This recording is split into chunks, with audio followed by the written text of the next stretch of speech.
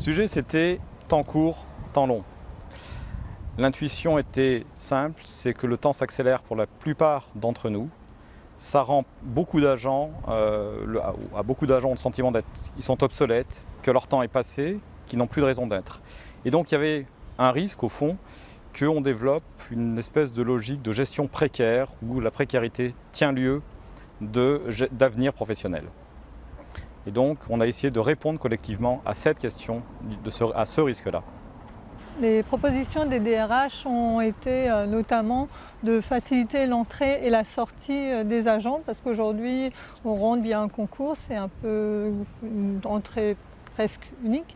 Et en fait, on reste là pour 40 ans et c'est vrai que c'est un peu dommage parce que on perd la richesse du parcours. Donc l'idée, c'est de faciliter l'entrée et la sortie, c'est de créer des parcours de professionnalisation qui sont liés aux compétences des agents et aussi d'anticiper les métiers à venir et les métiers qui vont disparaître.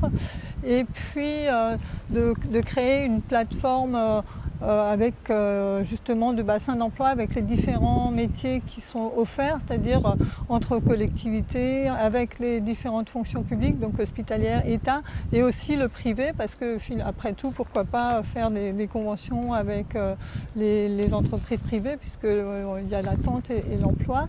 Et puis finalement, créer un observatoire de métiers, un espèce de MEDEF régional, entre guillemets.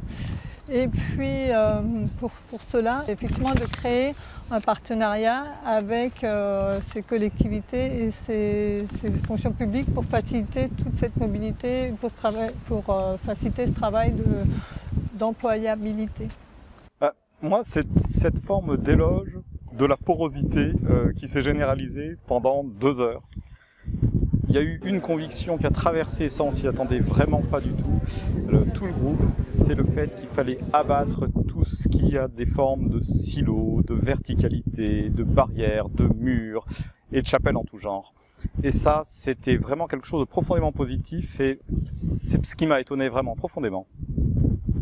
Alors moi j'ai trouvé que effectivement tous les groupes de travail déjà ont beaucoup travaillé, bien travaillé ensemble. En fait on a eu un rendu très homogène et très constructif. On a senti que les personnes étaient impliquées, en fait que effectivement c'était du vécu puisqu'au quotidien forcément c'est ce qu'on vit au quotidien puisque il y a ces gens qui trouvent plus d'emploi qu'on est obligé de reclasser, de repositionner et finalement aujourd'hui on fait un peu quand c'est trop tard et on se rend bien compte qu'il y a des choses à faire et on est aussi confronté aux nouvelles générations qui fonctionnent pas exactement de la même manière, qui n'ont pas la même attente, qui n'ont pas la même vision de l'avenir et je pense qu'aujourd'hui on était tous concernés, on dit qu'on est à la croisée des chemins et qu'il faut faire quelque chose.